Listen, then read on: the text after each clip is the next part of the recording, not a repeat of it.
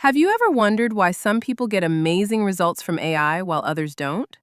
The secret is prompting. Let me show you 3 simple prompting techniques. First is zero-shot prompting. This is when you ask AI to do something without giving any examples. For example, write a LinkedIn post about AI. Next is one-shot prompting. Here, you provide one example so AI understands the style you want. Then comes few-shot prompting. You give AI multiple examples, helping it produce more accurate, consistent, and high-quality responses. And there's much more, like chain of thought prompting, role prompting, context prompting, and AI workflows that can completely transform how you work.